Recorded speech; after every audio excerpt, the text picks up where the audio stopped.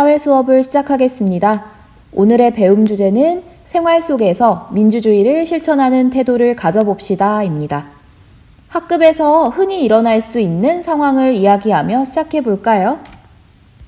어느 날 선생님이 학생들에게 자리 바꾸는 방식에 대해서 의견을 묻는다고 생각해 보아요. 보통 한 학급에서 한 달에 한 번꼴로는 자리를 바꾸잖아요. 이럴 때 어떤 의견들이 나올 수 있을 것 같나요? 역시나 학생들의 의견 굉장히 다양합니다. 키 순으로 앉자라고 하는 친구가 있을 수 있고 일찍 오는 순으로 앉자라는 친구 있네요.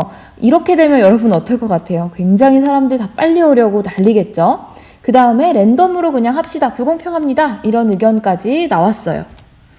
선생님은요, 생활 속의 민주주의를 강조하는 사람이잖아요. 이런 수업을 하는 사람인 만큼 학급 회의를 통해서 민주적으로 자리 바꾸기 방법을 정하자고 제안할 겁니다. 이때 한 친구가 이제 손을 번쩍 들고 회의에 참여합니다. 아침에 일찍 오는 순서로 자리를 바꾸자 이렇게 이야기를 하는데요. 그럼 어떤 문제점이 또 따를까? 이런 얘기가 있죠. 집에서 학교까지 거리가 친구들마다 다릅니다. 그래서 아침에 일찍 오는 순서대로 자리를 정하면 불공평할 거예요. 이런 얘기죠. 예를 들어 금곡동 같은 경우에 학교 이렇게 바로 뒤에 신도브랜이나 이런 데 사는 친구도 있겠지만 저쪽에 군장리에서 살거나 아니면 저기 양정 이런 데서 오는 친구들도 있을 거란 말이죠. 덕소에서 오는 친구도 있을 수 있고 이럴 때 불공평하다. 충분히 일리가 있는 이야기입니다. 그쵸? 그럼 또 어떤 의견이 나올 수 있을까요? 아까 전에 얘기했던 것처럼 이 친구는 키 순으로 자리를 정해요. 이 말은 키가 좀 작으면 아무래도 잘 안 보이니까 앞에 앉고 키 큰 사람을 뒤로 보내요. 이렇게 이야기할 수도 있어요.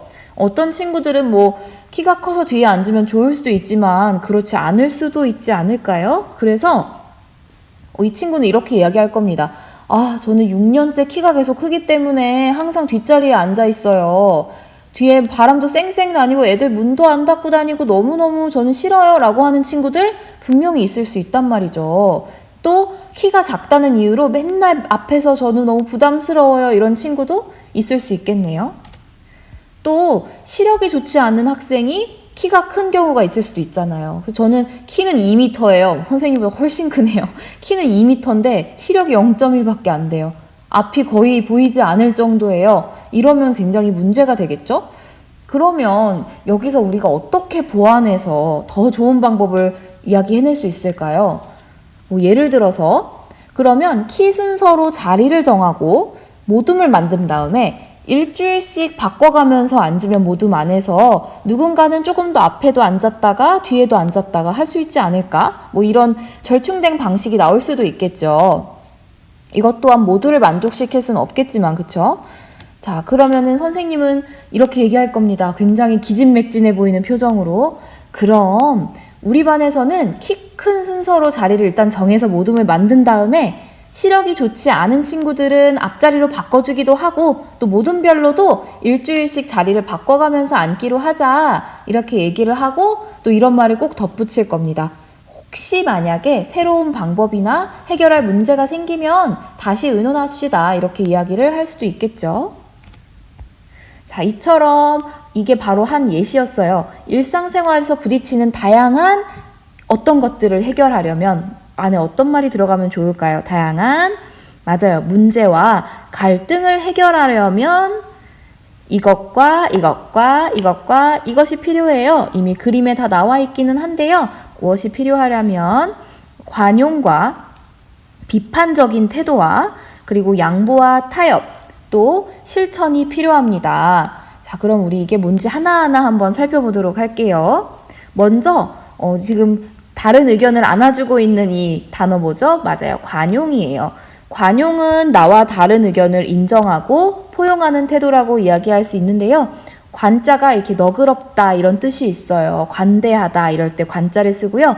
용은 이렇게 끌어안다 해주는 거예요. 포용하다, 포함하다 이런 게 될 수 있거든요. 그래서 나와 다른 의견도 그래 너 그렇게 생각할 수 있지 이해해 정도로 이야기해주는 그런 관용의 태도 필요합니다. 쓸데없는 소리를 하고 있어. 너 틀렸어. 이렇게 이야기하면 안 된다는 거예요. 이런 상황에서.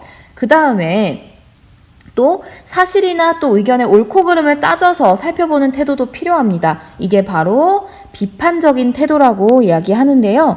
아까처럼 이야기했듯이 키 순서로 정해라고 했을 때 관용만 베풀어서 그래 키 순서로 하고 싶을 수 있지 이해해 우리 키 순서로 정하자라고 해주는 게 아니라 비판적으로 생각해 보는 거예요.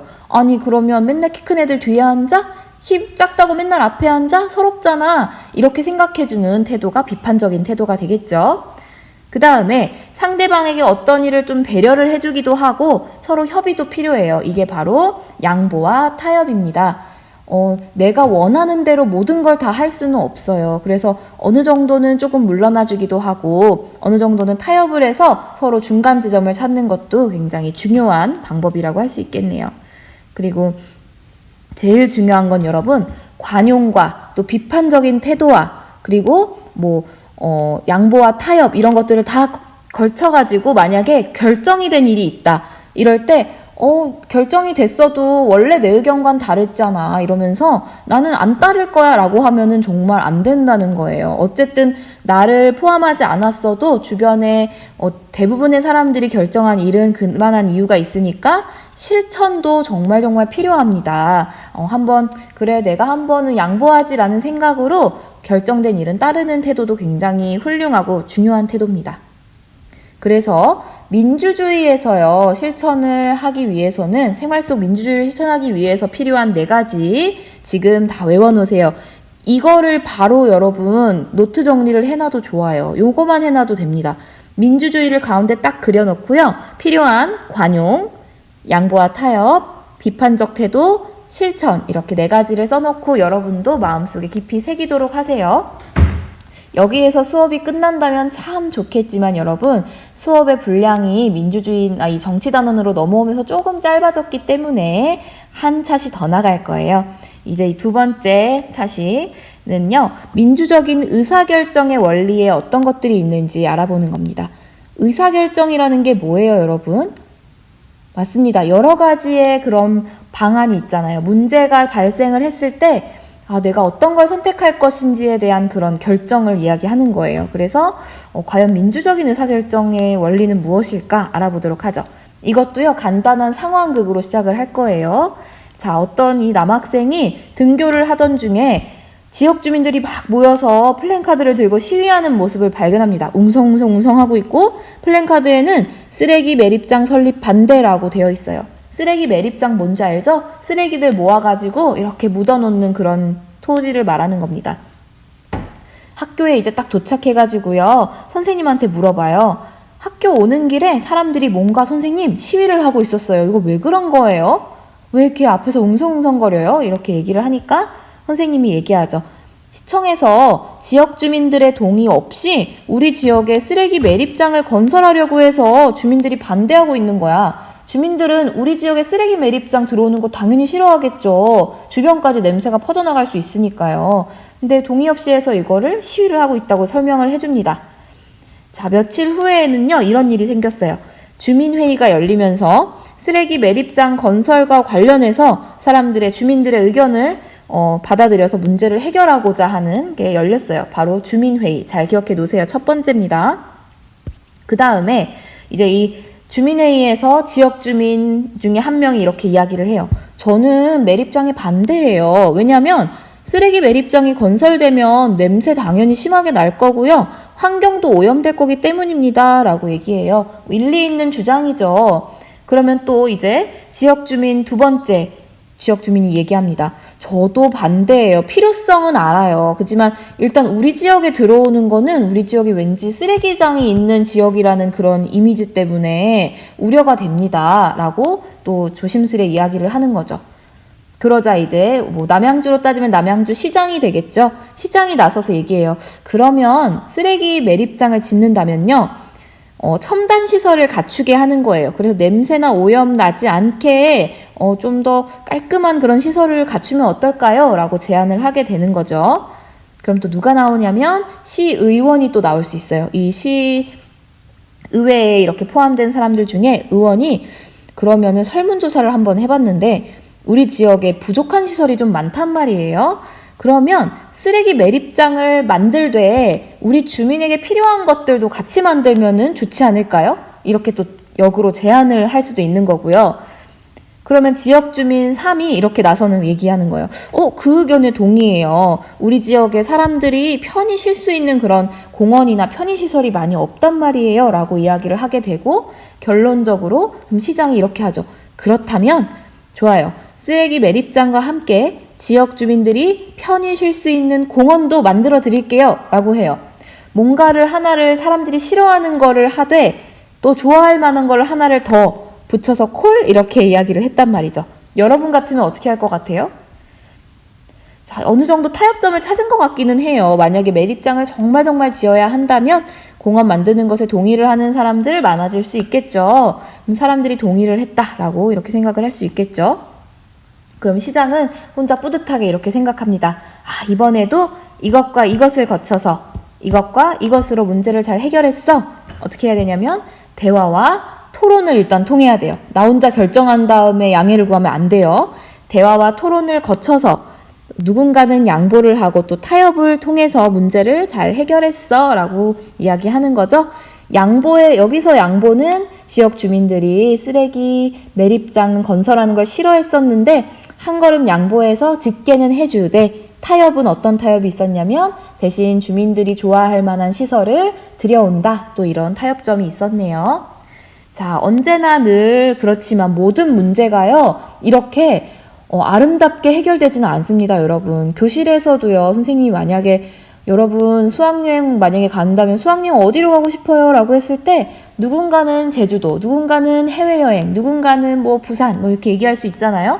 이게 만약에 의견이 정말로 좁혀지지 않을 수도 있어요. 이 말은 언제나 대화와 토론을 거쳐서 양보와 타협에 이르는 거는 아니란 뜻이에요. 이럴 때는 뭐가 필요할까요? 맞습니다.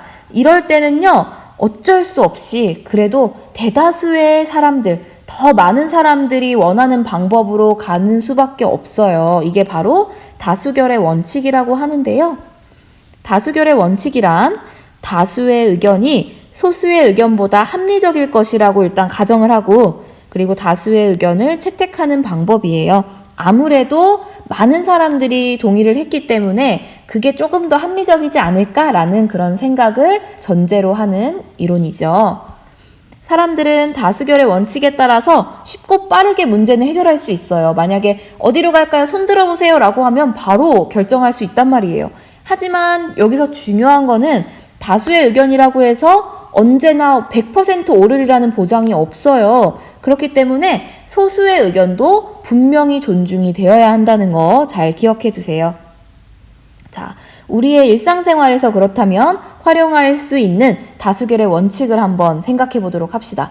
우리 일상에서 여러분 집이나 학교에서 또는 학원에서 등등등 어떤 다수결을 사용하고 있지? 볼까요?